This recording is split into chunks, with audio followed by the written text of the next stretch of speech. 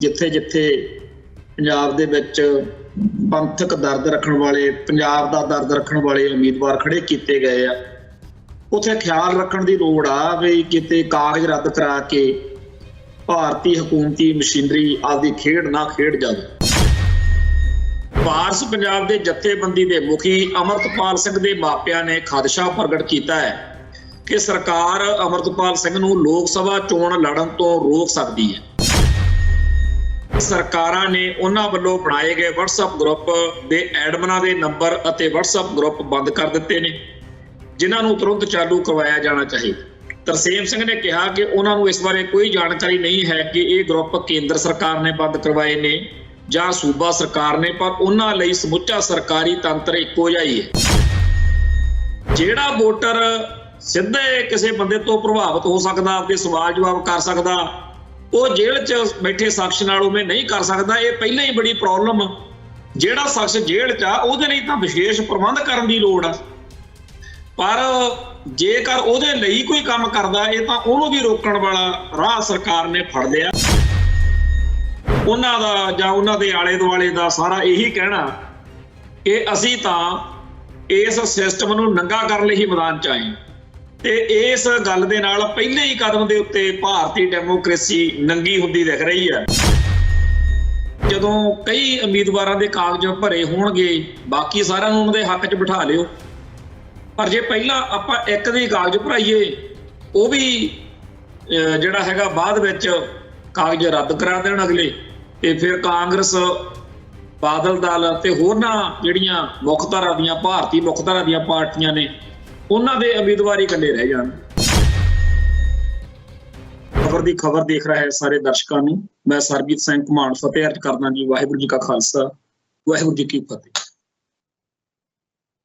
ਵੋਟਾਂ ਦਾ, ਲੋਕ ਸਭਾ ਚੋਣਾਂ ਦਾ ਭਾਰਤ ਵਿੱਚ ਜਿਹੜਾ ਰੌਲਾ ਰੱਪਾ ਪਿਆ ਹੋਇਆ, ਉਹਦੇ ਸੰਬੰਧ ਵਿੱਚ ਆਪਾਂ ਕੱਲ ਚਰਚਾ ਕਰ ਰਹੇ ਸੀਗੇ ਕਿ ਹਰ ਸੀਟ ਤੋਂ ਹੀ ਜਿੱਥੇ ਜਿੱਥੇ ਪੰਜਾਬ ਦੇ ਵਿੱਚ ਪੰਥਕ ਦਰਦ ਰੱਖਣ ਵਾਲੇ, ਪੰਜਾਬ ਦਾ ਦਰਦ ਰੱਖਣ ਵਾਲੇ ਉਮੀਦਵਾਰ ਖੜੇ ਕੀਤੇ ਗਏ ਆ, ਉੱਥੇ ਖਿਆਲ ਰੱਖਣ ਦੀ ਲੋੜ ਆ ਵੀ ਕਿਤੇ ਕਾਗਜ਼ ਰੱਦ ਕਰਾ ਕੇ ਭਾਰਤੀ ਹਕੂਮਤੀ ਮਸ਼ੀਨਰੀ ਆਪਦੀ ਖੇਡ ਨਾ ਖੇਡ ਜਾਵੇ।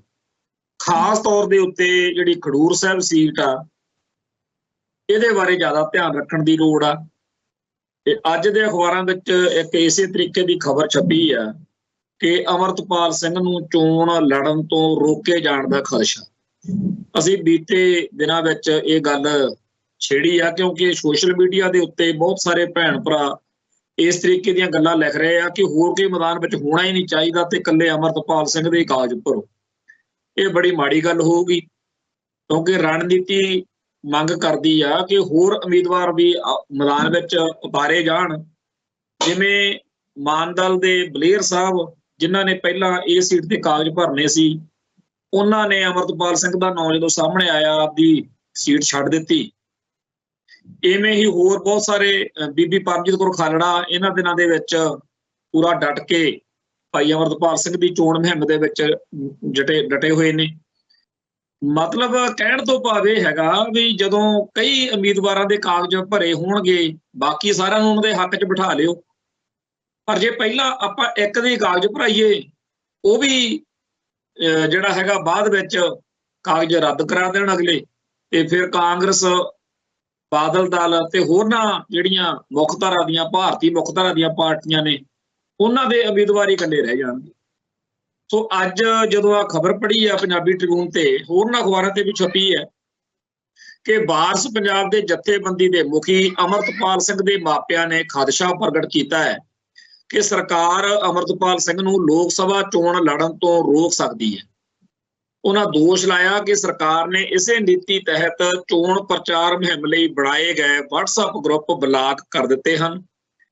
ਅਮਰਤਪਾਲ ਦੇ ਪਿਤਾ ਤਰਸੇਮ ਸਿੰਘ ਤੇ ਮਾਤਾ ਬਲਵਿੰਦਰ ਕੌਰ ਨੇ ਇਸ ਸੰਬੰਧੀ ਜਾਰੀ ਇੱਕ ਬਿਆਨ ਰਾਹੀਂ ਭਾਰਤ ਦੇ ਚੋਣ ਕਮਿਸ਼ਨ ਨੂੰ ਲਿਖਿਆ ਕਿ ਸਰਕਾਰਾਂ ਨੇ ਉਹਨਾਂ ਵੱਲੋਂ ਬਣਾਏ ਗਏ WhatsApp ਗਰੁੱਪ ਦੇ ਐਡਮਨਾਂ ਦੇ ਨੰਬਰ ਅਤੇ WhatsApp ਗਰੁੱਪ ਬੰਦ ਕਰ ਦਿੱਤੇ ਨੇ, ਜਿਨ੍ਹਾਂ ਨੂੰ ਤੁਰੰਤ ਚਾਲੂ ਕਰਵਾਇਆ ਜਾਣਾ ਚਾਹੀਦਾ। ਉਹਨਾਂ ਚੋਣ ਕਮਿਸ਼ਨ ਨੂੰ ਅਪੀਲ ਕੀਤੀ ਹੈ ਕਿ ਅਮਰਤਪਾਲ ਸਿੰਘ ਖਿਲਾਫ ਜਿੰਨੇ ਵੀ ਕੇਸ ਦਰਜ ਨੇ ਉਹ ਪ੍ਰਸ਼ਾਸਨ ਰਾਹੀਂ ਜਨਤਕ ਕਰਵਾਏ ਜਾਣ। ਤਰਸੇਮ ਸਿੰਘ ਨੇ ਕਿਹਾ ਕਿ ਉਹਨਾਂ ਨੂੰ ਇਸ ਬਾਰੇ ਕੋਈ ਜਾਣਕਾਰੀ ਨਹੀਂ ਹੈ ਕਿ ਇਹ ਗਰੁੱਪ ਕੇਂਦਰ ਸਰਕਾਰ ਨੇ ਬੰਦ ਕਰਵਾਏ ਨੇ ਜਾਂ ਸੂਬਾ ਸਰਕਾਰ ਨੇ, ਪਰ ਉਹਨਾਂ ਲਈ ਸਮੁੱਚਾ ਸਰਕਾਰੀ ਤੰਤਰ ਇੱਕੋ ਜਿਹਾ ਹੀ ਹੈ। ਉਹਨਾਂ ਕਿਹਾ ਕਿ ਖਡੂਰ ਸਾਹਿਬ ਲੋਕ ਸਭਾ ਹਲਕੇ ਵਿੱਚ ਚੋਣ ਪ੍ਰਚਾਰ ਕਰਨ ਵਾਸਤੇ ਉਹਨਾਂ ਸੰਸਦੀ ਹਲਕੇ ਹੇਠ ਆਉਂਦੇ 9 ਵਿਧਾਨ ਸਭਾ ਹਲਕਿਆਂ ਲਈ WhatsApp ਗਰੁੱਪ ਬਣਾਇਆ ਸੀ। ਉਹਨਾਂ ਦੋਸ਼ ਲਾਇਆ ਕਿ ਇਸ ਗਰੁੱਪ ਦੇ ਐਡਮਿਨ ਦਾ ਨੰਬਰ ਤੇ ਹੋਰ ਸਮਰਥਨ ਕਰਨ ਵਾਲੇ ਸਿੱਖਾਂ ਦੇ ਨੰਬਰਾਂ ਤੇ ਚੱਲ ਰਹੇ WhatsApp ਬਲੌਕ ਕਰ ਦਿੱਤੇ ਨੇ। ਉਹਨਾਂ ਕਿਹਾ ਕਿ ਸਰਕਾਰ ਚੋਣ ਪ੍ਰਚਾਰ ਮੁਹਿੰਮ ਵਿੱਚ ਅੜਿੱਕੇ ਖੜੇ ਕਰ ਸਕਦੀ ਹੈ। ਚੋਣਾਂ ਵਿੱਚ ਹਰ ਉਮੀਦਵਾਰ ਨੂੰ ਬਰਾਬਰ ਦਾ ਮੌਕਾ ਮਿਲਣਾ ਚਾਹੀਦਾ ਹੈ, ਪਰ ਸਰਕਾਰ ਉਹਨਾਂ ਦਾ ਹੱਕ ਖੋਹ ਰਹੀ ਹੈ। ਅਮਰਤਪਾਲ ਸਿੰਘ ਦੇ ਚੋਣ ਪ੍ਰਚਾਰ ਲਈ ਚੋਣ ਇੰਚਾਰਜ ਬਣਾਈ ਗਈ ਬੀਬੀ ਪਰਮਜੀਤ ਕੌਰ ਖਾਲੜਾ ਨੇ ਵੀ ਦਾਅਵਾ ਕੀਤਾ ਕਿ ਉਸ ਦੇ ਸੋਸ਼ਲ ਮੀਡੀਆ ਖਾਤੇ ਬੰਦ ਕਰ ਦਿੱਤੇ ਗਏ। ਹੁਣ ਇਹ ਜਿਹੜੀ ਖਬਰ ਆ, ਇਹ ਆਪਣੇ ਆਪ ਦੇ ਵਿੱਚ ਹੀ ਸਾਡੇ ਖਦਸ਼ੇ ਉੱਤੇ ਮੋਹਰ ਲਾਉਂਦੀ ਹੈ ਕਿ ਭਾਰਤ ਸਰਕਾਰ ਕਿਸੇ ਵੀ ਹੱਦ ਤੱਕ ਜਾ ਸਕਦੀ ਹੈ। ਜਿਹੜਾ ਸ਼ਖਸ ਜੇਲ੍ਹ ਦੀਆਂ ਸਲਾਖਾਂ ਦੇ ਪਿੱਛੇ ਬੈਠਾ ਤੇ ਉੱਥੋਂ ਚੋਣ ਲੜ ਰਿਹਾ, ਔਰ ਇੱਥੇ ਇਹ ਵੀ ਗੱਲ ਚੇਤੇ ਰਵੇ ਕਿ ਭਾਈ ਅਮਰਤਪਾਲ ਸਿੰਘ ਕੱਲਾ ਸਿੱਖ ਨਹੀਂ ਜਾਂ ਕੱਲਾ ਸ਼ਖਸ ਨਹੀਂ ਹੈ ਜਿਹੜਾ ਚੋਣ ਜੇਲ੍ਹ ਦੀਆਂ ਸਲਾਖਾਂ ਪਿੱਛੋਂ, ਇਸ ਤੋਂ ਪਹਿਲਾਂ ਬੜੇ ਆਗੂ ਇਸੇ ਤਰੀਕੇ ਨਾਲ ਚੋਣਾਂ ਲੜਦੇ ਰਹੇ ਨੇ। ਭਾਰਤ ਦੇ ਬਹੁਤ ਸਾਰੇ ਆਗੂਆਂ ਦੀ ਲੰਮੀ ਚੌੜੀ ਲਿਸਟ ਗਣਾਈ ਜਾ ਸਕਦੀ ਆ, ਪਰ ਜੇ ਆਪਾਂ ਆਪਦੀ ਕੌਮ ਵੱਲ ਧਿਆਨ ਮਾਰੀਏ ਤਾਂ 1999 ਦੀਆਂ ਲੋਕ ਸਭਾ ਚੋਣਾਂ ਮੌਕੇ ਸਰਦਾਰ ਸਿਮਰਜੀਤ ਸਿੰਘ ਮਾਨ ਤੇ ਸਰਦਾਰ ਅਤਿੰਦਰਪਾਲ ਸਿੰਘ ਸਮੇਤ ਹੋਰ ਬੜੇ ਮੌਕਿਆਂ ਦੇ ਉੱਤੇ ਸਾਡੇ ਪੰਜਾਬ ਦੇ ਵਿੱਚ ਲੋਕਾਂ ਨੇ ਚੋਣਾਂ ਲੜੀਆਂ ਨੇ ਤੇ ਇਸ ਵਾਰ ਸਰਦਾਰ ਅਮਰਤਪਾਲ ਸਿੰਘ ਚੋਣ ਜੇਲ੍ਹ ਦੇ ਅੰਦਰੋਂ ਲੜਨੇ।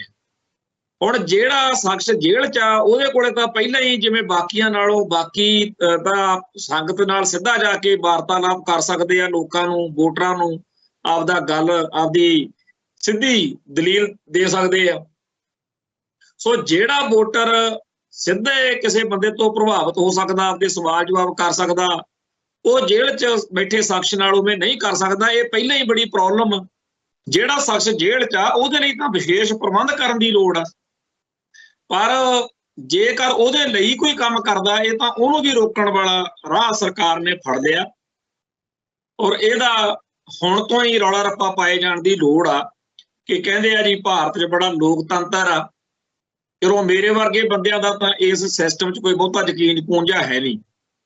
ਤੇ ਭਾਈ ਅਮਰਤਪਾਲ ਸਿੰਘ ਨੇ ਵੀ ਇਸੇ ਤਰੀਕੇ ਦੇ ਵਿਚਾਰ ਪਿਛਲੇ ਸਮੇਂ 'ਚ ਪ੍ਰਗਟਾਏ ਸੀ। ਹੁਣ ਵੀ ਉਹਨਾਂ ਦਾ ਜਾਂ ਉਹਨਾਂ ਦੇ ਆਲੇ ਦੁਆਲੇ ਦਾ ਸਾਰਾ ਇਹੀ ਕਹਿਣਾ ਕਿ ਅਸੀਂ ਤਾਂ ਇਸ ਸਿਸਟਮ ਨੂੰ ਨੰਗਾ ਕਰਨ ਲਈ ਹੀ ਮੈਦਾਨ 'ਚ ਆਏ ਤੇ ਇਸ ਗੱਲ ਦੇ ਨਾਲ ਪਹਿਲੇ ਹੀ ਕਦਮ ਦੇ ਉੱਤੇ ਭਾਰਤੀ ਡੈਮੋਕ੍ਰੇਸੀ ਨੰਗੀ ਹੁੰਦੀ ਦਿਖ ਰਹੀ ਆ ਕਿ ਆਹ ਲਓ ਜੀ ਜੇਲ੍ਹ 'ਚ ਬੈਠੇ ਸਿੱਖ ਦੇ ਜੇ ਪਰਚੇ ਜੇ ਕਾਗਜ਼ ਭਰੇ ਨਹੀਂ, ਕਾਗਜ਼ ਪਤਾ ਨਹੀਂ ਪ੍ਰਵਾਨ ਹੋਣੇ ਆ ਕਿ ਨਹੀਂ ਹੋਣੇ, ਪਰ ਪਹਿਲਾਂ ਹੀ ਅਗਲਿਆਂ ਨੇ WhatsApp ਗਰੁੱਪਾਂ ਦੇ ਉੱਤੇ ਜਿਹੜੀ ਆ ਪਾਬੰਦੀ ਉਹ ਲਾ ਦਿੱਤੀ ਹੈ।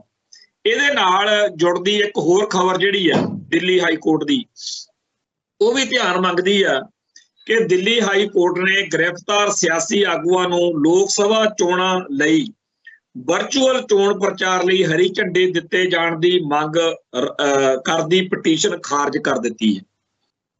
ਹੁਣ ਚਲੋ ਕਿਸੇ ਨੇ ਪਟੀਸ਼ਨ ਪਾਈ ਕਿ ਜਿਹੜੇ ਸਿਆਸੀ ਲੀਡਰ ਜੇਲ੍ਹਾਂ 'ਚ ਬੰਦ ਆ ਉਹਨਾਂ ਨੂੰ ਵਰਚੁਅਲ ਸੋਸ਼ਲ ਮੀਡੀਆ ਰਾਹੀਂ ਪ੍ਰਚਾਰ ਕਰਨ ਦੀ ਖੁੱਲ੍ਹ ਦਿੱਤੀ ਜਾਣੀ ਚਾਹੀਦੀ ਹੈ।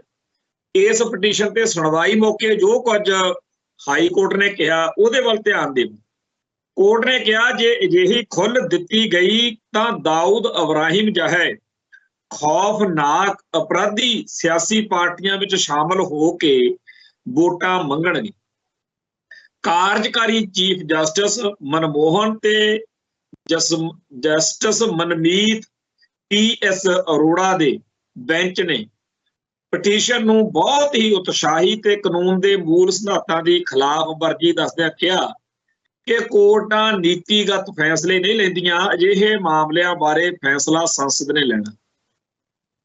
ਬੈਂਚ ਨੇ ਕਿਹਾ ਤੁਸੀਂ ਚਾਹੁੰਦੇ ਹੋ ਕਿ ਜੇਲ੍ਹਾਂ 'ਚ ਬੰਦ ਸਾਰੇ ਲੋਕਾਂ ਨੂੰ ਵਰਚੁਅਲੀ ਚੋਣ ਪ੍ਰਚਾਰ ਦੀ ਇਜਾਜ਼ਤ ਦਿੱਤੀ ਜਾਵੇ। ਮੈਂ ਤੁਹਾਨੂੰ ਦੱਸ ਰਿਹਾ ਕਿ ਸਾਰੇ ਖੌਫਨਾਕ ਅਪਰਾਧੀ ਸਿਆਸੀ ਪਾਰਟੀਆਂ ਸ਼ਾਮਲ ਹੋ ਜਾਣਗੇ ਤੇ ਦਾਊਦ ਇਬਰਾਹਿਮ ਜਿਸ ਨੂੰ ਦੋਸ਼ੀ ਠਹਿਰਾਇਆ ਗਿਆ ਉਹ ਚੋਣ ਪ੍ਰਚਾਰ ਕਰਦਾ ਫਿਰੇਗਾ। ਵਰਚੁਅਲ ਮੋਡ ਨਾਲ ਉਸ ਨੂੰ ਖੁੱਲ੍ਹ ਮਿਲ ਜਾਵੇਗੀ ਨਿਆਇਕ ਹੁਕਮਾਂ ਤਹਿਤ ਹਿਰਾਸਤ ਵਿੱਚ ਹੋਣ ਦੇ ਬਾਵਜੂਦ। ਬੈਂਚ ਨੇ ਕਿਹਾ ਅਸੀਂ ਹਿਰਾਸਤ ਵਿੱਚ ਬੰਦ ਕਿਸੇ ਵਿਅਕਤੀ ਨੂੰ ਇਜਾਜ਼ਤ ਨਹੀਂ ਦੇ ਸਕਦੇ, ਨਹੀਂ ਤਾਂ ਸਾਰੇ ਬਲਾਤਕਾਰੀ, ਕਾਤਲ ਚੋਣਾਂ ਅਤੇ ਚੋਣ ਜ਼ਾਬਤਾ ਲੱਗਣ ਤੋਂ ਪਹਿਲਾਂ ਸਿਆਸੀ ਪਾਰਟੀਆਂ ਬਣਾਉਣੀਆਂ ਸ਼ੁਰੂ ਕਰ ਦੇਣਗੇ।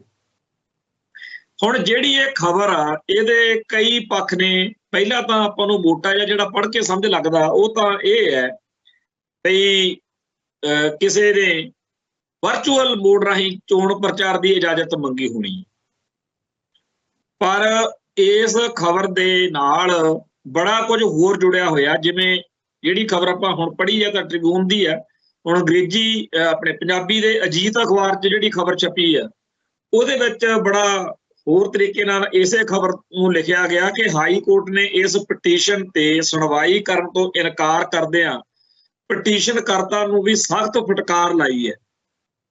ਤੇ ਇਹ ਵੀ ਅੱਗੇ ਇਹਦੇ 'ਚ ਲਿਖਿਆ ਬਈ ਇਹ ਪਟੀਸ਼ਨ ਕਰਤਾ ਤੇ ਭਾਰੀ ਜੁਰਮਾਨਾ ਲਾਉਣਾ ਚਾਹੀਦਾ, ਪਰ ਪਟੀਸ਼ਨ ਕਰਤਾ ਦਾ ਵਕੀਲ ਕਹਿੰਦਾ ਵੀ ਇਹ ਜਿਹੜਾ ਕਾਨੂੰਨ ਦਾ ਵਿਦਿਆਰਥੀ ਆ ਅਜੇ, ਇਸ ਕਰਕੇ ਇਹ ਜੁਰਮਾਨਾ ਤਾਂ ਉਹਨੂੰ ਨਹੀਂ ਲੱਗਿਆ। ਪਰ ਇਸ ਸਾਰੀ ਜਿਹੜੀ ਅਦਾਲਤ ਦੀ ਕਾਰਵਾਈ ਆ ਇਹਦੇ ਤੋਂ ਜਾਂ ਭਾਈ ਅਮਰਤਪਾਲ ਸਿੰਘ ਦੇ ਨਾਲ ਸੰਬੰਧਿਤ ਲੋਕਾਂ ਦੇ WhatsApp ਗਰੁੱਪ ਜਿਹੜੇ ਨੇ ਇਹ ਬੰਦ ਕੀਤੇ ਜਾਣ ਤੋਂ ਜਿਹੜੀ ਅਖਬਾਰ ਦੀ ਇਹ ਖਬਰ ਆਈ ਆ ਕਿ ਜੀ ਆਉਂ ਤਾਂ ਫਿਰ ਜੇਲ੍ਹਾਂ 'ਚ ਨਜ਼ਰਬੰਦ ਜਿਹੜੇ ਸਿੱਖ ਨੇ ਲੋਕ ਨੇ ਉਹ ਸਾਰੀ ਚੋਣਾਂ ਲੜਨ ਲੱਗ ਜਾਣਗੇ, ਇਹ ਬਹੁਤ ਕੁਝ ਕਹਿੰਦੀ ਹੈ। ਸੋ ਅਸੀਂ ਜਿਹੜੀ ਗੱਲ ਪਿਛਲੇ ਦਿਨਾਂ 'ਚ ਕਹਿੰਦੇ ਆ ਰਹੇ ਹਾਂ ਉਹਦੇ ਉੱਤੇ ਫੇਰ ਇੱਕ ਵਾਰੀ ਕੌਮ ਦਾ ਧਿਆਨ, ਸਿੱਖ ਭਾਈਚਾਰੇ ਦਾ ਧਿਆਨ ਦਿਵਾਉਣਾ ਚਾਹੁੰਦੇ ਹਾਂ ਕਿ ਠੀਕ ਆ ਭਾਈ ਅਮਰਤਪਾਲ ਸਿੰਘ ਜਾਂ ਬਹੁਤ ਸਾਰੇ ਹੋਰ ਭੈਣ ਭਰਾ ਇਹ ਸੋਚਦੇ ਆ ਕਿ ਚੋਣਾਂ ਲੜਨ ਦੀ ਜਾਂ ਜਿੱਤਣ ਦੀ ਲੋੜ ਤਾਂ ਉਹਨੂੰ ਹੈ ਨਹੀਂ, ਅਸਲ ਵਿੱਚ ਤਾਂ ਭਾਰਤੀ ਲੋਕਤੰਤਰ ਨੂੰ ਨੰਗਾ ਕਰਨਾ।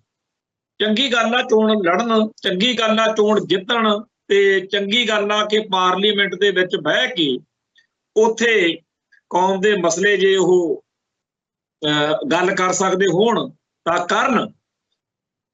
ਇਸ ਗੱਲ ਦੇ ਵਿੱਚ ਕਿਸੇ ਨੂੰ ਕੋਈ ਇਤਰਾਜ਼ ਸਿੱਖ ਨੂੰ ਹੋ ਹੀ ਨਹੀਂ ਸਕਦਾ। ਪਰ ਇੱਕ ਗੱਲ ਜਿਹੜੀ ਸਾਨੂੰ ਮੰਨਣੀ ਚਾਹੀਦੀ ਆ, ਆਪਦੇ ਆਪ ਨੂੰ ਧੋਖਾ ਦੇਣ ਤੋਂ ਬਚਣਾ ਚਾਹੀਦਾ। ਝੂਠ ਬੰਦਾ ਨਹੀਂ ਬੋਲਦਾ ਚੰਗਾ ਲੱਗਦਾ। ਸਰਦਾਰ ਸਿਮਰਜੀਤ ਸਿੰਘ ਮਾਨ, ਸਰਦਾਰ ਅਤਿੰਦਰਪਾਲ ਸਿੰਘ, ਹੋਰ ਬਹੁਤ ਇਹੋ ਜਿਹੇ ਲੋਕ ਨੇ ਜਿਨ੍ਹਾਂ ਤੋਂ ਇਹ ਗੱਲ ਸਮਝ ਲੈਣੀ ਚਾਹੀਦੀ ਆ। ਕੌਮ ਨੂੰ ਪੁੱਛਣਾ ਚਾਹੀਦਾ ਕਿ ਵਾਕਿਆ ਹੀ ਉੱਥੇ ਪਾਰਲੀਮੈਂਟ ਦੇ ਵਿੱਚ ਬਹਿ ਕੇ ਕੌਮ ਦੇ ਮਸਲਿਆਂ ਦੀ ਗੱਲ ਕੀਤੀ ਜਾ ਸਕਦੀ। ਸਰਦਾਰ ਸਿਮਰਜੀਤ ਸਿੰਘ ਮਾਨ ਤਾਂ ਕਹਿੰਦੇ ਆ ਵੀ ਨਹੀਂ ਕੀਤੀ ਜਾ ਸਕਦੀ। ਇੱਥੋਂ ਤੱਕ ਕਿ ਉਹਨਾਂ ਨੇ ਪਿੱਛੇ ਜੇ ਇਹ ਵੀ ਗੱਲ ਕਹੀ ਸੀ ਕਿ ਮੈਨੂੰ ਤਾਂ ਨਾਲ ਲੱਗਦਾ ਸੂਬਾ ਕਸ਼ਮੀਰ ਇੱਥੇ ਨਹੀਂ ਬਣਨ ਦਿੰਦੇ। ਇੱਥੋਂ ਤੱਕ ਕਿ ਬੀਬਾ ਹਰਸਿਮਰਤ ਕੌਰ ਨੇ ਪਿੱਛੇ ਜੇ ਜਦੋਂ ਭਾਈ ਬਲਵੰਤ ਸਿੰਘ ਰਾਜੋਆਣਾ ਦੇ ਮਸਲੇ ਨੂੰ ਉਠਾਇਆ ਤੇ ਜਿੰਨੇ ਕਰਖਤ ਲਹਿਜੇ ਵਿੱਚ, ਜਿੰਨਾ ਭੈੜੇ ਤਰੀਕੇ ਨਾਲ ਭਾਰਤ ਦੇ ਜਿਹੜਾ ਮੰਤਰੀ ਹੈਗਾ ਇਹ ਅਮਿਤ ਸ਼ਾਹ, ਜਿਸ ਤਰੀਕੇ ਨਾਲ ਅਮਿਤ ਸ਼ਾਹ ਨੇ ਪ੍ਰਤੀਕਿਰਿਆ ਕੀਤੀ ਆ ਉਹ ਆਪਾਂ ਸਾਰੀ ਦੁਨੀਆ ਨੇ ਦੇਖੀ। ਸੋ ਹਿੰਦੂ ਡੋਮੀਨੈਂਸੀ ਆ, ਹਿੰਦੂ ਕੱਟੜਵਾਦ ਉੱਥੇ ਛਾਇਆ ਹੋਇਆ ਤੇ ਉੱਥੇ ਘੱਟ ਗਿਣਤੀਆਂ ਖਾਸ ਤੌਰ ਤੇ ਪੰਥ ਅਤੇ ਪੰਜਾਬ ਦੇ ਖਿਲਾਫ, ਔਰ ਇਹ ਸਾਰੀ ਗੱਲ ਬਣਾਉਣ ਦੇ ਵਿੱਚ ਸਭ ਤੋਂ ਭੈੜਾ ਰੋਲ ਆ ਜਿਹੜਾ ਉਹ ਬਾਦਲ ਦਲੀਆਂ ਦਾ। ਇਹਨਾਂ ਨੇ ਪੰਥ ਅਤੇ ਪੰਜਾਬ ਦਾ ਜਿਹੜਾ ਇੱਕ ਸ਼ਕਤੀਸ਼ਾਲੀ ਪੱਖ ਹੁੰਦਾ ਸੀ ਉਹਨੂੰ ਕਮਜ਼ੋਰ ਕੀਤਾ। ਆਪਦੇ ਸਵਾਰਥਾਂ ਲਈ ਦਿੱਲੀ ਵਾਲਿਆਂ, BJP ਵਾਲਿਆਂ, RSS ਵਾਲਿਆਂ ਦੇ ਸਾਹਮਣੇ ਜਿਸ ਤਰੀਕੇ ਦਾ ਮਾਹੌਲ ਪੈਦਾ ਕੀਤਾ, ਅੱਜ ਇਹਨਾਂ ਦੇ ਪਰਿਵਾਰ ਦੀਆਂ ਬੀਬੀਆਂ ਨੂੰ ਵੀ ਅਮਿਤ ਸ਼ਾਹ ਵਰਗੇ ਕੌੜਾ ਬੋਲਦੇ ਆ ਤੇ ਇਹ ਦੜ ਜੀ ਪੱਟ ਕੇ ਟਾਈਮ ਜਾਂ ਕੱਢ ਕੇ ਆਰਾਮ ਨਾਲ ਮੁੜ ਜਾਂਦੇ। ਸੋ ਇੱਕ ਗੱਲ ਆਪਾਂ ਪਹਿਲਾਂ ਹੀ ਮੰਨ ਕੇ ਚੱਲੋ ਕਿ ਪਾਰਲੀਮੈਂਟ ਦੇ ਰਾਹੀਂ ਮਸਲੇ ਹੱਲ ਕਰਨ ਵਾਲਾ ਜਿਹੜਾ ਢਕੌਂਸਲਾ ਇਹਦੇ 'ਚ ਹੈ ਕੱਖ ਨਹੀਂ। ਪਰ ਫਿਰ ਵੀ ਸਾਡੀ ਕੌਮ ਦੇ ਹਿੱਸੇ, ਬਹੁਤ ਵੱਡੇ ਹਿੱਸੇ ਨੂੰ ਇਹ ਬੁਖਾਰ ਜਦੋਂ ਵੋਟਾਂ ਹੋਈਆਂ ਚੜ੍ਹਦਾ, ਹਰ ਵਾਰੀ ਚੜ੍ਹਦਾ। ਬਾਅਦ 'ਚ ਫਿਰ ਜਦੋਂ ਆਪਾਂ ਸਮਾਂ ਲੰਘ ਜਾਂਦਾ ਫਿਰ ਉਦੋਂ ਬਾਅਦ ਕਹਿੰਦੇ ਹੁੰਦੇ ਆ ਕਿ ਨਹੀਂ ਇਹਦੇ ਵਿੱਚ ਹੈ ਤਾਂ ਕੁਛ ਨਹੀਂ, ਪਰ ਹੋਰ ਕਰੀਏ ਕੀ। ਇਹ ਗੱਲ ਜ਼ਰੂਰ ਆ ਕਿ ਹੋਰ ਕਰੀਏ ਕੀ। ਸਾਡੀ ਕੌਮ ਨੇ ਬੁਲਟ ਅਤੇ ਬੈਲਟ ਦੋ ਰਾਹ ਦੇਖੇ ਆ ਤੇ ਦੋਨਾਂ ਤੇ ਹੀ ਆਪਾਂ ਟੱਕਰਾਂ ਮਾਰੀ ਜਾਂਦੇ ਆ। ਜਿੰਨਾ ਟਾਈਮ ਆਪਣੀ ਕੌਮ ਇਹ ਮੰਨਦੀ ਨਹੀਂ ਕਿ ਬੁਲਟ ਅਤੇ ਬੈਲਟ ਤੋਂ ਬਗੈਰ ਸਾਨੂੰ ਤੀਜੇ, ਚੌਥੇ, ਪੰਜਵੇਂ ਰਾਹ ਦੀ ਲੋੜ ਆ, ਫੇਰ ਹੋ ਸਕਦਾ ਆਪਾਂ ਹੋਰ ਪਾਸਿਆਂ ਵੱਲ ਤਾਂ ਦੇਖੀਏ, ਝਾਕੀਏ, ਨਹੀਂ ਤਾਂ ਫਿਰ ਇਹੀ ਹਾਲ। ਜਿਹੜੇ ਮੁਲਕ ਨਾਲ, ਜਿਹੜੇ ਲੋਕਾਂ ਨਾਲ ਸਾਡਾ ਵਾਹ ਪਿਆ ਹੋਇਆ, ਉਹਨਾਂ ਬਾਰੇ ਜੇ ਗੱਲ ਕਰੀਏ ਤਾਂ ਯੂਪੀ ਦੇ ਵਿੱਚ ਪਿੱਛੇ ਜੇ ਇੱਕ ਵੀਡੀਓ ਆਈ ਜਿੱਥੇ ਪੁਲਿਸ ਅਫਸਰਾਂ ਦੀ ਇੱਕ ਪ੍ਰੀਖਿਆ ਚੱਲ ਰਹੀ ਸੀ, ਜਿਨ੍ਹਾਂ ਨੇ ਵੱਡੇ ਅਫਸਰ ਲੱਗਣਾ ਸੀ। ਉਹ ਸ਼ਰੇਆਮ ਹੀ ਵੀਡੀਓ ਬਣੀ ਵੀ ਕਿਵੇਂ ਲੋਕਾਂ ਦੀ ਨਕਲ ਕਰਵਾ ਕੇ ਉਹ ਪਰਚੇ ਹੋ ਰਹੇ ਆ। ਉਹਨਾਂ ਅਫਸਰਾਂ ਨੇ ਵੱਡੇ ਗ੍ਰੇਡ ਲੈ ਕੇ ਪੰਜਾਬ ਸਮੇਤ ਸਾਰੇ ਭਾਰਤ ਦੇ ਵਿੱਚ ਅੱਡ-ਅੱਡ ਸੂਬਿਆਂ ਦੇ ਵਿੱਚ ਜਾ ਕੇ ਅਫਸਰਸ਼ਾਹੀ ਉਹਨਾਂ ਨੇ ਜਾ ਕੇ ਉੱਥੇ ਨੌਕਰੀਆਂ ਕਰਨੀਆਂ ਨੇ। ਜਿਸ ਮੁਲਕ ਦੇ ਵਿੱਚ ਇਹ ਹਾਲ ਆ ਵੀ ਜੈ ਸ਼੍ਰੀ ਰਾਮ ਲਿਖਤਾ ਪਰਚਿਆਂ ਤੇ, ਖਬਰ ਆਈ ਆ ਵੀ ਯੂਪੀ ਦੀ ਇੱਕ ਜਿਹੜਾ ਕਾਲਜ ਆ ਯੂਪੀ ਦਾ, ਉੱਥੇ ਬੱਚਿਆਂ ਨੂੰ 75 ਦੇ ਵਿੱਚੋਂ 42 ਨੰਬਰ ਜਾਣੀ ਕਿ 56% ਨੰਬਰ ਮਿਲੇ, ਜਿਨ੍ਹਾਂ ਨੇ ਸਿਰਫ ਇੰਨਾ ਲਿਖਿਆ ਸੀ ਵੀ ਜੈ ਸ਼੍ਰੀ ਰਾਮ।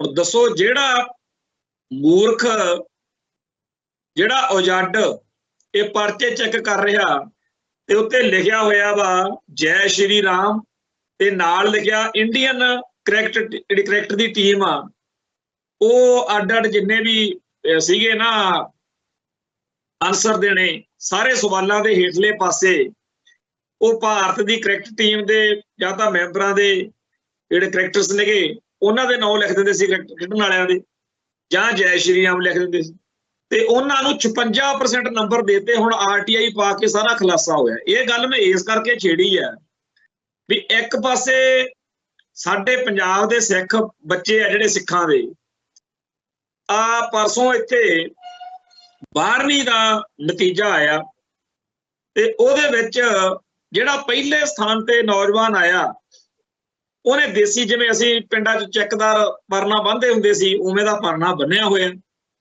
ਚੈੱਕਦਾਰ ਉਹਦੇ ਸ਼ਰਟ ਪਾਈ ਹੋਈ, ਤੇ ਉਸ ਨੌਜਵਾਨ ਦੇ 500 ਦੇ ਵਿੱਚੋਂ 500 ਨੰਬਰ ਆਏ, 100% ਨੰਬਰ ਲਏ ਆ। ਏਕਮਪ੍ਰੀਤ ਸਿੰਘ, ਪਿਤਾ ਦਾ ਨਾਮ ਸਰਦਾਰ ਸੁੱਚਾ ਸਿੰਘ, ਤੇ ਉਹਦਾ ਸਕੂਲ ਆ ਜਿਹੜਾ ਉਹ ਹੈਗਾ Jamalpur colony, focal point, Ludhiana.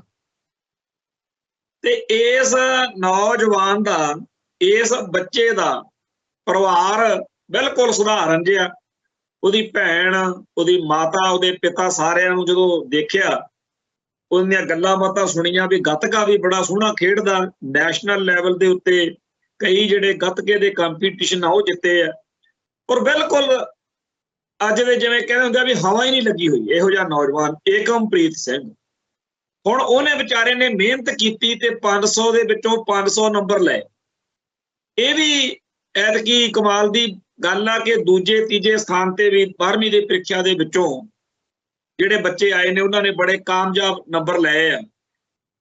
ਇੱਕ ਪਾਸੇ ਤਾਂ ਸਾਡੇ ਪੰਜਾਬ ਦੇ ਇਹ ਨਿਆਣੇ ਆ, ਸਾਡੇ ਬੱਚੇ, ਸਾਡੇ ਭੈਣ ਭਰਾ, ਦੂਜੇ ਪਾਸੇ ਯੂਪੀ ਦੇ ਵਿੱਚ ਜੈ ਸ਼੍ਰੀ ਰਾਮ ਲਿਖ ਕੇ ਹੀ ਅਗਲੇ ਨੌਕਰੀਆਂ ਵੀ ਲਈ ਜਾਂਦੇ ਆ ਤੇ ਸਾਰੇ ਭਾਰਤ ਦੇ ਵਿੱਚ ਜਿੰਨੀਆਂ ਪੋਸਟਾਂ ਨੇ ਉਹ ਭਰੀ ਜਾਂਦੇ ਆ। ਇਸ ਮੁਲਕ ਦਾ ਹਾਲ ਆ, ਇਸ ਮੁਲਕ ਦਾ ਸਿਸਟਮ। ਫਿਰ ਸਾਡੇ ਇੱਥੇ ਬੰਦਿਆਂ ਨੂੰ ਮੱਤਾਂ ਦੇਣ ਵਾਲੇ ਆ ਜਾਂਦੇ ਆ ਵੀ ਤੁਸੀਂ ਪੰਜਾਬ 'ਚ ਆਪਾਂ ਕਿਉਂ ਨਹੀਂ ਰਹਿੰਦੇ, ਭਾਰਤ ਵਿੱਚ ਕਿਉਂ ਨਹੀਂ ਰਹਿੰਦੇ, ਆਪਦੀ ਮਾਂ ਭੂਮੀ ਨੂੰ ਆਪਾਂ ਕਿਉਂ ਛੱਡ ਕੇ ਜਾ ਰਹੇ ਹਾਂ। ਅਗਲੇ ਹਰ ਤਰੀਕੇ ਨਾਲ ਸਾਡੇ ਲੋਕਾਂ ਨੂੰ ਭਜਾਉਣ ਦੀ ਸਾਜ਼ਿਸ਼ ਜਿਹੜੀ ਹੈ, ਔਰ ਇਹ ਸਾਜ਼ਿਸ਼ ਦੇ ਵਿੱਚ ਸਾਡੇ ਸਿਆਸੀ ਭਲਵਾਨ ਇਹ ਸਭ ਤੋਂ ਮੋਹਰੀ।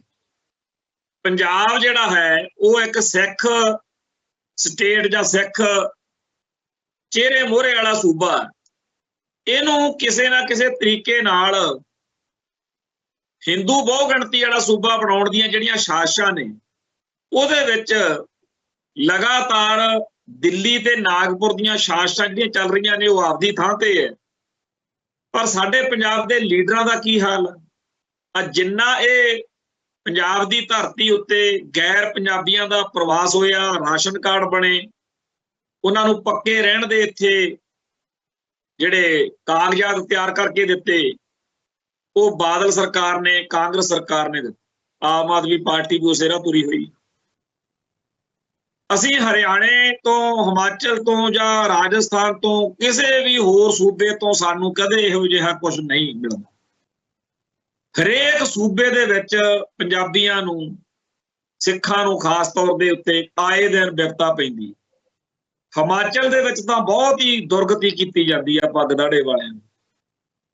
ਰਾਜਸਥਾਨ ਜਾਂ ਗਾ ਯੂਪੀ ਬਿਹਾਰ ਤੱਕ ਕਿਤੇ ਵੀ ਸਾਡੇ ਲਈ ਕੋਈ ਵੈਲਕਮ ਵਾਲਾ ਬੋਰਡ ਨਹੀਂ ਮਿਲਦਾ। ਪਰ ਪੰਜਾਬ ਜਿਹੜਾ ਹੈ ਉਹ ਜਿਵੇਂ ਸ਼ਾਮਲਾਟ ਆ ਵੀ ਜਿਹੜਾ ਮਰਜ਼ੀ ਆ ਕੇ ਮਿਲੇ, ਕੋਈ ਕਾਨੂੰਨ ਨਹੀਂ, ਕੋਈ ਪੜਤਾਲ ਨਹੀਂ, ਕੋਈ ਅਪਰਾਧੀ ਆ ਕੋਈ ਹੋਰ ਪੁੱਠੀ ਸਿੱਧੀ ਹਰਕਤ ਕਰਕੇ ਆਇਆ ਹੋਇਆ, ਸਾਰਾ ਪੰਜਾਬ ਜਿਹੜਾ ਹੈਗਾ ਉਹਨਾਂ ਲੋਕਾਂ ਨਾਲ ਭਰਿਆ ਜਾ ਰਿਹਾ। ਹੁਣ ਇਹਨਾਂ ਇਲੈਕਸ਼ਨਾਂ ਦੇ ਵਿੱਚ ਇਹੋ ਜਿਹੇ ਮੁੱਦੇ ਜਿਹੜੇ ਸੀ ਉਹ ਉੱਭਰਨੇ ਚਾਹੀਦੇ ਸੀ, ਪਰ ਜਿਹੜੀਆਂ ਮੁੱਖ ਧਾਰਾ ਦੀਆਂ ਭਾਰਤੀ ਮੁੱਖ ਧਾਰਾ ਦੀਆਂ ਪਾਰਟੀਆਂ ਨੇ ਉਹ ਹੋਰ ਤਰੀਕੇ ਦੇ ਮੁੱਦੇ ਰੌਲਾ ਰੱਪਾ ਪਾ ਕੇ ਚਲਾ ਰਹੀਆਂ ਨੇ ਚੋਣ ਮੁਹਿੰਮ ਨੂੰ। ਹਾਂ, ਇਹ ਠੀਕ ਆ ਕਿ ਸ਼੍ਰੋਮਣੀ ਅਕਾਲੀ ਦਲ ਅੰਮ੍ਰਿਤਸਰ ਦੇ ਵੱਲੋਂ ਕਾਫੀ ਇਸ ਪਾਸੇ ਧਿਆਨ ਦਿੱਤਾ ਜਾ ਰਿਹਾ।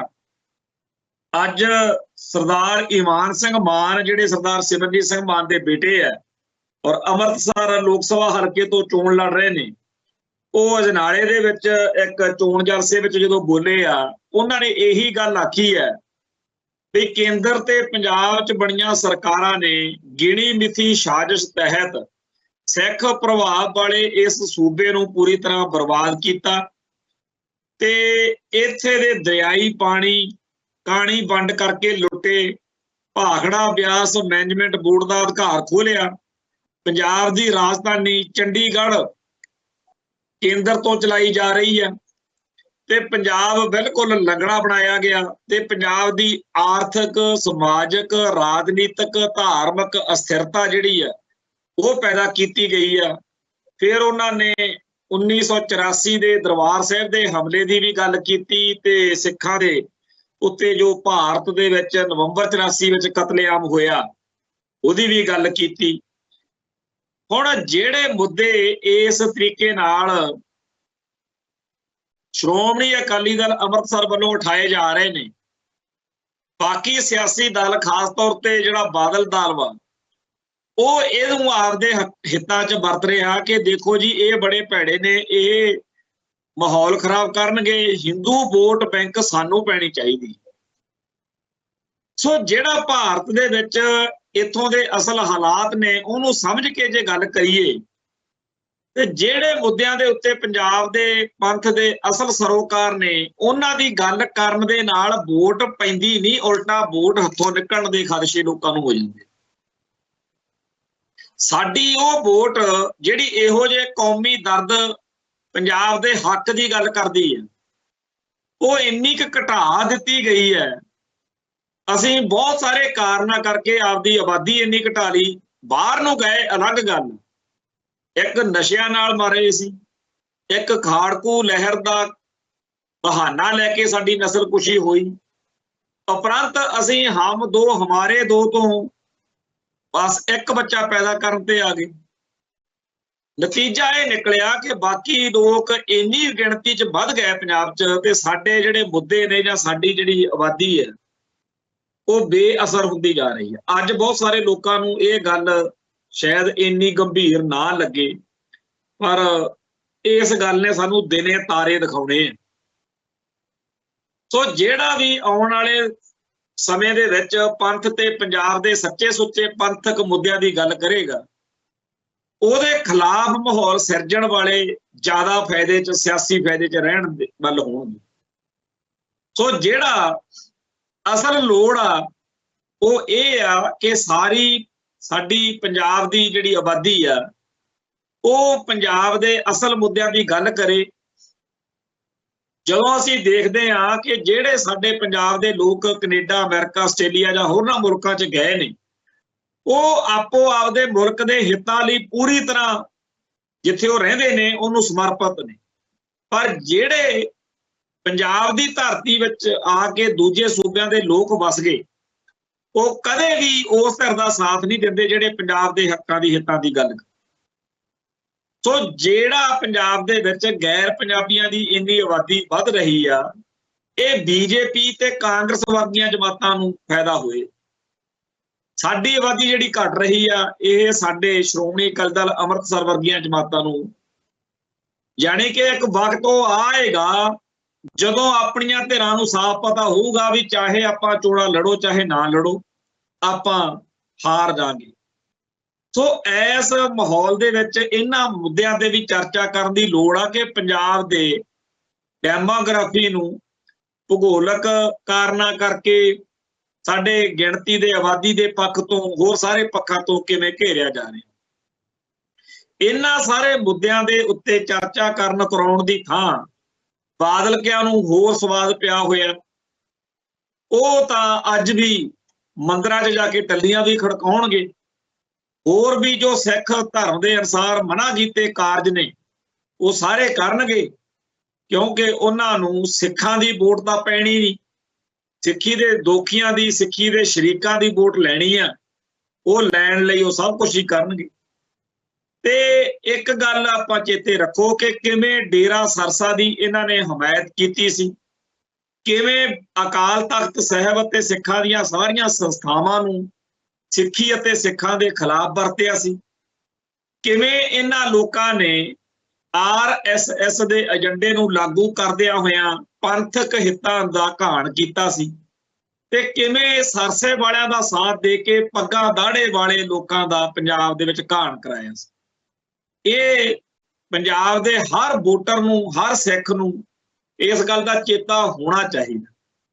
ਪਰ ਅਸੀਂ ਜਿੰਨਾ ਮਰਜ਼ੀ ਕਹੀਏ, ਇਹ ਗੱਲਾਂ ਇਸ ਵੇਲੇ ਬਹੁਤੇ ਲੋਕਾਂ ਦੇ ਧਿਆਨ ਚੋਂ ਵਿਸਰੀਆਂ ਹੋਈਆਂ ਨੇ। ਔਰ ਇਹ ਗੱਲ ਇਸ ਕਰਕੇ ਕਿ ਜਦੋਂ ਭਾਈ ਅਮਰਤਪਾਲ ਸਿੰਘ ਲੁਧਿਆਣੇ ਤੋਂ ਚੋਣ ਲੜਨ ਵਾਲੇ, ਜਦੋਂ ਉਹਨਾਂ ਦਾ ਜ਼ਿਕਰ ਹੋਇਆ ਤਾਂ ਬੜਾ ਚੰਗਾ ਲੱਗਿਆ ਵੀ ਚਲੋ ਸ਼ੁਕਰ ਆ, ਇਸ ਬਹਾਨੇ ਲੋਕਾਂ ਨੂੰ ਚੇਤੇ ਆਊਗਾ ਕਿ ਇਸੇ ਨੌਜਵਾਨ ਦਾ ਪਿਤਾ ਸਿੱਖ ਸੰਘਰਸ਼ ਦਾ ਸੂਰਮਾ ਸਿੰਘ ਭਾਈ ਰਛਪਾਲ ਸਿੰਘ ਛਦੜਾ ਸੀ, ਜਿਹਨੇ ਆਪਣੇ ਪਰਿਵਾਰ ਨੂੰ, ਆਪਣੇ ਆਪ ਨੂੰ ਐਡਾ ਵੱਡਾ ਸੰਤਾਪ ਦਿੱਤਾ। ਮੈਂ ਗਿਆ ਸੀ ਇੱਕ ਵਾਰੀ, 2012 ਦੀ ਗੱਲ ਆ, ਕੋਈ ਸਾਰੇ ਪਿੰਡ ਚੋਂ ਦੱਸਣ ਨੂੰ ਤਿਆਰ ਨਹੀਂ ਸੀ ਵੀ ਆਹ ਭਾਈ ਰਛਪਾਲ ਸਿੰਘ ਛਦੜੇ ਦਾ ਘਰ ਆ, ਹਾਲਾਂਕਿ ਮਾਹੌਲ ਉਦੋਂ ਬਿਲਕੁਲ ਸਿਖਾਵਾਂ ਹੋ ਚੁੱਕਿਆ ਸੀ। ਇੱਕ ਲੰਘੇ ਜਾਂਦੇ ਨੇ ਉਂਗਲ ਨਾਲ ਇਸ਼ਾਰਾ ਕੀਤਾ ਤੇ ਮੈਂ ਦਰਾਂ 'ਚ ਖੜ ਕੇ, ਬਿਲਕੁਲ ਦਰਵਾਜ਼ਾ ਲੱਗਿਆ ਸੀ, ਕੰਧ ਤੋਂ ਦੀ ਉੱਪਰ ਦੀ ਕਰਕੇ ਕੈਮਰੇ ਨਾਲ ਜਦੋਂ ਫੋਟੋਆਂ ਖਿੱਚ ਰਿਹਾ ਸੀ ਤਾਂ ਲੋਕ ਇਉਂ ਡਰੇ ਹੋਏ ਸੀ ਵੀ ਜਿਵੇਂ ਪਤਾ ਨਹੀਂ ਕਿੱਡੀ ਕੁ ਵੱਡੀ ਇਹ ਵਾਰਦਾਤ ਹੋਣ ਲੱਗੀ ਆ। ਉਜੜਿਆ ਪਿਆ ਘਰ ਦੇਖਿਆ ਤੇ ਅੱਜ ਉਸ ਪਰਿਵਾਰ ਦਾ ਇੱਕ ਜਿਹੜਾ ਬਚਿਆ ਹੋਇਆ ਭਾਈ ਅਮਰਤਪਾਲ ਸਿੰਘ ਛਦੜਾ, ਉਹਨਾਂ ਦੀ ਮਾਤਾ, ਉਦੋਂ ਲਿਖਿਆ ਜਦੋਂ ਉਹਨਾਂ ਬਾਰੇ ਪਤਾ ਲੱਗਿਆ ਵੀ ਉਹ ਪਟਿਆਲੇ ਰਹਿੰਦੇ ਆ, ਚਲੋ ਬਾਅਦ 'ਚ ਵਿਆਹ ਹੋ ਗਿਆ ਮੁੰਡੇ ਦਾ, ਹੁਣ ਉਹ ਲੁਧਿਆਣੇ ਟਿਕਾਣਾ ਕਰਕੇ ਆਪਦਾ ਇਲੈਕਸ਼ਨ ਲੜ ਰਿਹਾ। ਉਹਨਾਂ ਦੇ ਪਿਤਾ ਨੂੰ ਚੱਕ ਕੇ ਗਾਇਬ ਕਰ ਦਿੱਤਾ। ਪਰਿਵਾਰ ਨੇ ਜੋ ਕੱਟਿਆ ਸੋ ਕੱਟਿਆ। ਇੱਕ ਵਾਰ ਅਮਰਤਪਾਲ ਸਿੰਘ ਛਦੜਾ ਕਿਸੇ ਚੱਕਰ ਦੇ ਵਿੱਚ 2-4 ਹੋਰ ਨੌਜਵਾਨਾਂ ਨਾਲ ਇੱਥੇ ਅੰਮ੍ਰਿਤਸਰ ਮਿਲਣ ਆਇਆ, ਇਕੱਠੇ ਹੋ ਕੇ ਕਹਿੰਦੇ ਅਸੀਂ ਸੈਲਫੀ ਕਰਨੀ ਹੈ। ਫੋਟੋ ਖਿੱਚ ਕੇ ਜਦੋਂ ਫੇਸਬੁੱਕ ਤੇ ਪਾਈ, ਮੈਨੂੰ ਘੰਟੇ ਕੁ ਬਾਅਦ ਬੀਬੀ ਸੰਦੀਪ ਕੌਰ, ਜਿਹੜੇ ਕਿ ਇੱਥੇ ਭਾਈ ਧਰਮ ਸਿੰਘ ਕਾਸ਼ਤੀਵਾਲ ਦੇ ਨਾਂ ਤੇ ਸ਼ਹੀਦਾਂ ਦੇ ਬੱਚਿਆਂ ਨੂੰ ਪਾਲਦੇ ਆ, ਟਰਸਟ ਚਲਾਉਂਦੇ ਆ, ਉਹਨਾਂ ਦਾ ਫੋਨ ਆਇਆ ਵੀ ਤੁਹਾਡੇ ਨਾਲ ਜਿਹੜਾ ਰਛਪਾਲ ਸਿੰਘ ਛਦੜੇ ਦਾ ਬੇਟਾ, ਇਹਦਾ ਫੋਨ ਨੰਬਰ ਦਿਓ। ਉਹਨਾਂ ਕੋਲ ਬੀਤੇ ਕਈ ਸਾਲਾਂ ਤੋਂ ਇੱਕ ਵਿਅਕਤੀ ਆਉਂਦਾ ਸੀ ਵੀ ਛਦੜੇ ਪਰਿਵਾਰ ਦਾ, ਜੇ ਕਿਸੇ ਨੂੰ ਪਤਾ ਹੋਵੇ। ਉਹ ਬੰਦਾ ਅਸਲ ਵਿੱਚ ਭਾਈ ਰਛਪਾਲ ਸਿੰਘ ਛਦੜੇ ਦੀ ਸਿੰਘਣੀ ਦਾ ਭਰਾ ਸੀ, ਜਾਣੀ ਕਿ ਅਮਰਤਪਾਲ ਸਿੰਘ ਛਦੜਾ ਜਿਹੜਾ ਇਸ ਵੇਲੇ ਚੋਣ ਲੜ ਰਿਹਾ, ਉਹਦਾ ਸਕਾ ਮਾਮਾ ਸੀ। ਦੋਨਾਂ ਦੀ ਫੋਨ ਤੇ ਗੱਲ ਹੋਈ, ਬੱਸ ਅੱਡੇ ਇਕੱਠੇ ਹੋਏ, ਵਿਚਾਰੇ ਅੱਖਾਂ ਲਾਲ, ਦੋਨੇ ਰੋ ਰੋ ਕੇ ਇੱਥੇ ਜਦੋਂ ਮੇਰੇ ਕੋਲ ਆਏ ਤੇ ਉਹਨਾਂ ਨੇ ਜਦੋਂ ਦੱਸਿਆ ਅਮਰਤਪਾਲ ਸਿੰਘ ਨੇ ਵੀ ਇਹ ਮੇਰੇ ਮਾਮਾ ਜੀ ਆ, ਨਾ ਅਮਰਤਪਾਲ ਸਿੰਘ ਨੂੰ ਪਤਾ ਸੀ ਮੇਰੇ ਪਰਿਵਾਰ ਚੋਂ ਕੋਈ ਬਚਿਆ ਹੋਇਆ, ਨਾ ਉਹਨੂੰ ਉਹਦੇ ਮਾਮੇ ਨੂੰ ਪਤਾ ਸੀਗਾ ਵੀ ਉੱਧਰ ਕੋਈ ਬਚਿਆ ਹੋਣਾ। ਤੇ ਉਹ 2-3 ਮਹੀਨੇ ਦਾ ਸੀ ਜਦੋਂ ਉਹਨੇ ਆਖਰੀ ਵਾਰ ਦੇਖਿਆ ਸੀ, ਤੇ ਉਹ ਮਾਮਾ ਉਹਦਾ ਕਵੇ ਵੀ ਮੈਂ ਇਹਦੀਆਂ ਅੱਖਾਂ ਤੋਂ ਪਛਾਣ ਲਿਆ। ਕੀ ਸਾਡੀ ਕੌਮ ਨੂੰ ਪਤਾ ਕਿ ਅਮਰਤਪਾਲ ਸਿੰਘ ਛਦੜਾ ਕਿਹੋ ਜਿਹੇ ਮਾਹੌਲ ਵਿੱਚ ਰਿਹਾ? ਅੱਜ ਉਹ ਚੋਣ ਲੜ ਰਿਹਾ ਤੇ ਅੱਜ ਹੋ ਸਕਦਾ ਕਿਸੇ ਨੂੰ ਚੇਤਾ ਆਵੇ ਉਹਦੇ ਪਿਓ ਦਾ ਤੇ ਉਹਦੇ ਪਰਿਵਾਰ ਦੀ ਕੁਰਬਾਨੀ ਦਾ। ਮੇਰਾ ਇਲੈਕਸ਼ਨਾਂ ਉਸ ਸਾਲਾ ਕੋਈ ਯਕੀਨ ਨਹੀਂ, ਮਾਫ ਕਰਨਾ, ਪਰ ਜਦੋਂ ਇਸ ਤਰੀਕੇ ਨਾਲ ਲੋਕਾਂ ਨੂੰ ਦੇਖਦਾ ਵੀ ਉਹਨਾਂ ਬਾਰੇ, ਸਾਡੇ ਸੰਘਰਸ਼ ਦੇ ਜਿਹੜੇ ਹੀਰੋ ਨੇ, ਉਹਨਾਂ ਬਾਰੇ ਕੋਈ ਚਰਚਾ ਚੱਲੂਗੀ ਤਾਂ ਵਧੀਆ ਲੱਗਦਾ ਵੀ ਚਲੋ ਐਂ ਹੀ ਸੀ। ਭਾਈ ਬੇਅੰਤ ਸਿੰਘ ਜਿਹਨੇ ਇੰਦਰਾ ਗਾਂਧੀ ਨੂੰ ਸੋਧਾ ਲਾਇਆ, ਉਹਨਾਂ ਦੇ ਪਰਿਵਾਰ ਦਾ ਮੈਂ ਬੁਰਾ ਹਾਲ ਦੇਖਿਆ, ਬਹੁਤ ਹੀ ਮਾੜਾ ਹਾਲ, ਮੈਂ ਦੱਸ ਨਹੀਂ ਸਕਦਾ ਜੋ ਹਾਲ ਦੇਖ। ਦੋਨੇ ਭਰਾਵਾਂ ਨੂੰ ਘਰ ਜਾ ਕੇ ਮਿਲਿਆ ਸੀ 2004 ਦੇ ਵਿੱਚ, ਲੁਧਿਆਣੇ ਇੱਕ ਪ੍ਰੋਗਰਾਮ ਰੱਖ ਬੈਠੇ। ਜਥੇਬੰਦੀ ਨੇ ਕਿਹਾ ਕਿ ਆਪਾਂ ਨੂੰ ਉਹਨਾਂ ਦੇ ਪਰਿਵਾਰ ਨੂੰ ਸੱਦਣਾ ਚਾਹੀਦਾ, ਔਰ ਜੋ ਉਸ ਮੌਕੇ ਉਸ ਦਿਨ ਸਰਦਾਰ ਸਰਬਜੀਤ ਸਿੰਘ ਜਿਹੜਾ ਬੇਅੰਤ ਸਿੰਘ ਦਾ ਮੁੰਡਾ ਹੈ, ਜਿਹੜਾ ਦੂਜਾ ਜਸਵਿੰਦਰ ਸਿੰਘ ਜੱਸੀ ਆਸਟ੍ਰੇਲੀਆ 'ਚ ਆ, ਉਹ ਉਸ ਮੌਕੇ ਨਹੀਂ ਸੀ ਮਿਲਿਆ, ਪਰ ਭਾਈ ਸਰਬਜੀਤ ਸਿੰਘ ਉੱਥੇ, ਔਰ ਜਿੰਨਾ ਦੁੱਖ ਭਰਿਆ ਉਹ ਬਿਆਨ ਨਹੀਂ ਕੀਤਾ ਜਾ ਸਕਦਾ ਜੋ ਉਹਨਾਂ ਦੇ ਹਾਲਾਤ ਸੀ। ਹੁਣ ਉਹਨਾਂ ਦੀਆਂ ਇੰਟਰਵਿਊਜ਼ ਵੀ ਆ ਰਹੀਆਂ ਨੇ, ਹੁਣ ਤਾਂ ਸੈੱਟ ਹੋ ਗਏ, ਹੁਣ ਤਾਂ ਸਮਾਂ ਬਦਲ ਗਿਆ, ਪਰ ਬਹੁਤ ਔਖ ਭਰਿਆ ਸਮਾਂ ਸੀ। ਤੇ ਪਰਿਵਾਰ ਦੀ ਹਾਲਤ ਇਹ ਆ ਕਿ ਹਰ ਸਾਲ ਇੱਥੇ ਆਪਾਂ ਅਕਾਲ ਤਖਤ ਸਾਹਿਬ ਤੇ ਉਹਨਾਂ ਦਾ ਦਿਨ ਮਨਾਉਂਦੇ ਆ, ਸਰੋਪਾ ਦੇ ਕੇ ਸਰਦਾਰ ਸਰਬਜੀਤ ਸਿੰਘ ਨੂੰ ਤੋਰ ਦਿੰਦੇ ਆ। ਸਰਦਾਰ ਕੇਹਰ ਸਿੰਘ ਦਾ ਪਰਿਵਾਰ ਆ ਜਿਹੜਾ, ਉਹਨਾਂ ਚੋਂ ਇੱਕ ਸਰਦਾਰ ਸਤਵੰਤ ਸਿੰਘ ਆ ਨੌਜਵਾਨ, ਉਹਨਾਂ ਦਾ ਬੇਟਾ, ਉਹ ਆ ਜਾਂਦਾ। ਤੇ ਚਲੋ ਇੱਥੇ ਸਰਦਾਰ ਸ਼ਹੀਦ ਸਤਵੰਤ ਸਿੰਘ ਜਿਹੜਾ ਇੰਦਰਾ ਕਾਂਡ ਵਾਲਾ, ਉਹਦਾ ਪਰਿਵਾਰ ਆ ਜਾਂਦਾ। ਪਰ ਜਿਸ ਤਰੀਕੇ ਨਾਲ ਅਸੀਂ ਇੰਦਰਾ ਗਾਂਧੀ ਨੂੰ ਸੋਧਣ ਵਾਲੇ ਸਰਦਾਰ ਬੇਅੰਤ ਸਿੰਘ ਦੇ ਪਰਿਵਾਰ ਨੂੰ ਜਿਸ ਤਰੀਕੇ ਨਾਲ ਅਸੀਂ ਉਹਨੂੰ ਭੁਲਾਇਆ, ਇੱਕ ਵੇਲਾ ਉਹ ਸੀ ਜਦੋਂ ਆਪਾਂ ਸਾਰਿਆਂ ਨੇ ਉਹਨਾਂ ਦੇ ਪਰਿਵਾਰ ਦੇ ਵਿੱਚੋਂ ਬੀਬੀ ਬਿਮਲ ਖਾਲਸਾ ਨੂੰ ਵੀ ਤੇ ਭਾਈ ਸੁੱਚਾ ਸਿੰਘ, ਸਰਦਾਰ ਸੁੱਚਾ ਸਿੰਘ ਜਿਹੜੇ ਉਹਦੇ ਪਿਤਾ ਸੀ ਸਰਦਾਰ ਬੇਅੰਤ ਸਿੰਘ ਦੇ, ਉਹਨਾਂ ਨੂੰ ਵੀ ਜਿਤਾਇਆ ਸੀ। ਗੱਲ ਫੇਰ ਆ ਕਿ ਜੇ ਚੋਣਾਂ ਦੇ ਬਹਾਨੇ ਮੈਂ ਚਾਹੁੰਦਾ ਸਗਾ ਤੇ ਵੀ ਆ ਚਾਹੇ ਜੱਗੀ ਜੌਹਲ, ਕਿਸੇ ਨੂੰ ਚੇਤਾ ਵੀ ਜੱਗੀ ਜੌਹਲ ਤੇ ਉਹਦੇ ਨਾਲ ਦੇ ਸਿੰਘ, ਉਹ ਬੱਗੇ ਹੋਣੀ, ਉਹ ਸ਼ੇਰੇ ਹੋਣੀ, ਅਸੀਂ ਖੁਦ ਜਿਹੜਾ ਕੱਟੀਆਂ ਉੱਥੇ। ਜਦੋਂ ਮੈਂ ਗਿਆ ਨਾਭੇ ਜੇਲ੍ਹ 'ਚ, ਤੇ ਉੱਥੇ ਮੇਰੇ ਤੋਂ ਪਹਿਲਾਂ ਮੇਰੇ ਸ਼ਿੰਗਾਰ ਸਿਨੇਮਾ ਬੰਬ ਕਾਂਡ ਕਰਕੇ ਜਿੰਨੇ ਅਸੀਂ ਫਸਾਏ ਹੋਏ ਸੀ, ਜਦੋਂ ਉੱਥੇ ਗਿਆ ਤੇ ਮੇਰੇ ਨਾਲੋਂ ਪਹਿਲਾਂ ਕਈ ਚਲੇ ਗਏ ਸੀ ਨੌਜਵਾਨ। ਮੇਰੀ ਜੇਲ੍ਹ ਲੇਟ, ਮੈਂ ਪਹਿਲਾਂ ਲੁਧਿਆਣੇ ਵੀ ਰਿਹਾ ਕੁਛ ਟਾਈਮ ਜੇਲ੍ਹ 'ਚ, ਫਿਰ ਰਿਮਾਂਡ ਰਿਮੂੰਡ ਕੱਟਦੇ ਕਟਾਉਂਦੇ ਜਦੋਂ ਉੱਥੇ ਪਹੁੰਚਿਆ, ਤੇ ਉੱਥੇ ਭਾਈ ਕੁਲਵੀਰ ਸਿੰਘ ਬੜਾ ਪਿੰਡ, ਭਾਈ ਲਾਲ ਸਿੰਘ ਅਕਾਲਗੜ੍ਹ ਹੁਣੀ ਬੈਠੇ ਸੀ। ਤੇ ਇਹਨਾਂ ਨਾਲ ਜਦੋਂ ਮੈਂ ਪਿਆਰ ਸਤਿਕਾਰ ਨਾਲ, ਕਿਉਂਕਿ ਪੁਰਾਣੇ ਰਿਸ਼ਤੇ ਨਾਤੇ ਬਣੇ ਹੁੰਦੇ ਆ, ਤੇ ਜਿਹੜੇ ਨਾਲ ਦੇ ਮੇਰੇ ਛੋਟੀ ਉਮਰ ਦੇ ਸਿੰਘ ਸੀ, ਉਹਨਾਂ ਨੇ ਇਸ ਗੱਲ ਨੂੰ ਮਹਿਸੂਸ ਕੀਤਾ ਕਿ ਇਹਨਾਂ ਦੇ ਪੁਰਾਣੇ ਸੰਬੰਧ ਲੱਗਦੇ ਆ। ਮੈਂ ਉਹਨਾਂ ਨੂੰ ਕਿਹਾ ਵੀ 1992 ਦੇ ਵਿੱਚ ਜਦੋਂ ਭਾਈ ਸੁਖਦੇਵ ਸਿੰਘ ਬੱਬਰ ਤੇ ਭਾਈ ਗੁਰਜੰਟ ਸਿੰਘ ਬੁੱਧ ਸਿੰਘ ਵਾਲਾ ਲੁਧਿਆਣੇ ਜੂਨ ਜੁਲਾਈ ਦੇ ਵਿੱਚ ਸ਼ਹੀਦੀਆਂ ਪਾਉਂਦੇ ਆ, 29 ਆਪਣੇ ਜੁਲਾਈ ਤੇ ਅਗਸਤ ਦੇ ਵਿੱਚ ਭਾਈ ਸੁਖਦੇਵ ਸਿੰਘ ਬੱਬਰ ਦਾ ਲੁਧਿਆਣੇ ਮੁਕਾਬਲੇ ਜਦੋਂ ਬਣਾਏ ਆ, ਉਦੋਂ ਬਾਅਦ 'ਚ ਲੁਧਿਆਣੇ 'ਚ ਸਾਡੇ ਬਹੁਤ ਪੈਰ ਹਿੱਲੇ ਹੋਏ ਸੀ ਸੰਘਰਸ਼ ਦੇ। ਉਹਨਾਂ ਦਿਨਾਂ ਦੇ ਵਿੱਚ ਇੱਕ ਭਾਈ ਜਸਵਿੰਦਰ ਸਿੰਘ ਆਂਡਲੂ, ਭਾਈ ਦੋ ਮੇਰੇ ਹੋਰ ਸਾਥੀ, ਸਾਨੂੰ ਲੁਧਿਆਣੇ ਉੱਥੇ ਘੇਰਾ ਪਿਆ। ਚਲੋ ਅਸੀਂ, ਜੱਸੀ ਮੇਰੇ ਨਾਲੋਂ ਪੁਲਿਸ ਨੇ ਫੜ ਲਿਆ, ਨਵੰਬਰ 1992 ਦੀ ਗੱਲ ਆ। ਬਾਅਦ ਵਿੱਚ ਚਲੋ ਸਮੇਂ ਨੇ ਆਪਦੇ ਹਿਸਾਬ ਨਾਲ ਜੋ ਕੁਛ ਹੋਇਆ, ਅਸੀਂ ਬਚ ਗਏ, ਜਿਉਂਦੇ ਰਹਿ ਗਏ ਆਹ ਕਹਾਣੀਆਂ ਸਾਂਝੀਆਂ ਕਰਨ ਲਈ।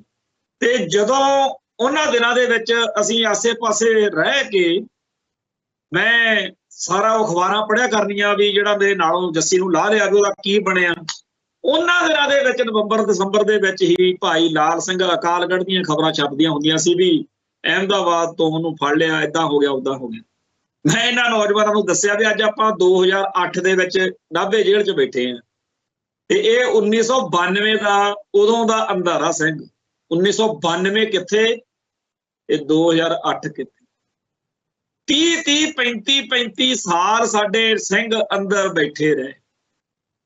ਸਾਡੀ ਕੌਮ ਨੇ ਉਹਨਾਂ ਨੂੰ ਚੇਤੇ ਨਹੀਂ ਕੀਤਾ, ਤੇ ਅੱਜ ਆਹ ਵੋਟਾਂ ਬਾਟਾਂ ਦੇ ਬਹਾਨੇ ਜੇ ਉਹਨਾਂ ਦੀ ਕੋਈ ਗੱਲ ਛਿੜ ਪਵੇ, ਉਹਨਾਂ ਦਾ ਕੋਈ ਜ਼ਿਕਰ ਚੱਲੇ, ਤਾਂ ਚਾਹੇ ਵੋਟਾਂ 'ਚ ਯਕੀਨ ਹੈਗਾ ਚਾਹੇ ਨਹੀਂ, ਫਿਰ ਵਧੀਆ ਲੱਗਦਾ ਵੀ ਚਲੋ ਸਾਡੀ ਕੌਮ ਨੂੰ ਕਿਸੇ ਨੂੰ ਚੇਤਾ ਤਾਂ ਆਉਂਦਾ।